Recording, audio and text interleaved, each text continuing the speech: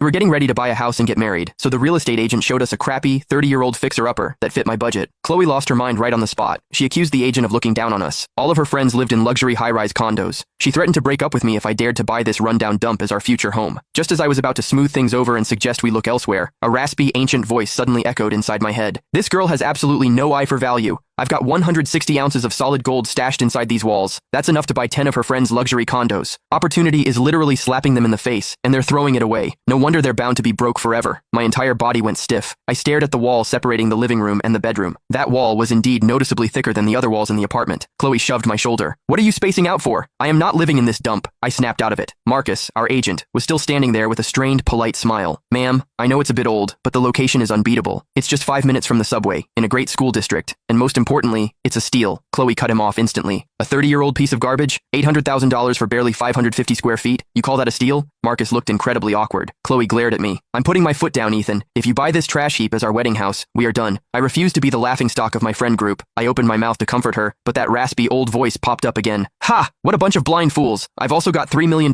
in cold hard cash stuffed in the kitchen ceiling. With the gold in the walls, that's a fortune. And they're complaining about my house being old? $3 million in cash in the ceiling? I couldn't help but glance upward. This was an old building, but a cheap drywall ceiling had been installed. Nothing looked out of the ordinary. Marcus quickly stepped closer to me. Sir, do you actually think the place has potential? The elderly owner is in a rush to sell. Her late husband was a senior accountant for a major multinational firm before he retired. He was a great guy, but he passed away suddenly and didn't leave a will. The old lady is terrified of living here alone. She's moving to Europe to live with her daughter, which is why she listed it so cheap. Market value is easily over $1 million. An accountant? How did he get 160 ounces of gold? And why hide it in the walls? What about the rest of the family? I asked. Just the one daughter. She's already settled abroad. It's not easy for her to fly back. The old lady said everything left in the house is a bonus. Furniture, appliances, do whatever you want with them. She's not taking anything. My heart skipped a beat. Pretending to inspect the apartment, I strolled over to the thick wall and knocked on it twice. It sounded dull and hollow. Marcus chimed in. The best thing about these old apartments is that you can remodel the layout easily. This wall between the living room and bedroom isn't load-bearing. Knock it down, and you double the size of the living area. It'll look brand new. Is the price negotiable? Marcus's eyes lit up. $800,000 is already rock bottom. But man, if you're seriously interested, I can talk to her and see if she'll shave off another 20 or 30 grand. Chloe stared at me in absolute disbelief. Ethan, are you insane? Are you seriously thinking about buying this trash can? Can't you see the paint peeling off the walls? The bathroom is microscopic, and the kitchen doesn't even have a window. Do you honestly think this is all I deserve? I opened my mouth, wanting to explain, but there was no way I could tell her about the hidden treasure in front of the agent. Just then, the old voice spoke up again, dripping with mockery. Still trying to haggle? Do you have any idea how many people are eyeing my place? That bastard Derek next door. He tried to marry Arthur's daughter years ago, just to bleed them dry and steal their estate. He failed back then. But now that Arthur is gone, he's coming for this house. He's scheduling a viewing tomorrow. If you let him snatch it, don't come crying to me. The words spilled out of my mouth before I could stop them. I actually love this place. Let's sign the contract today.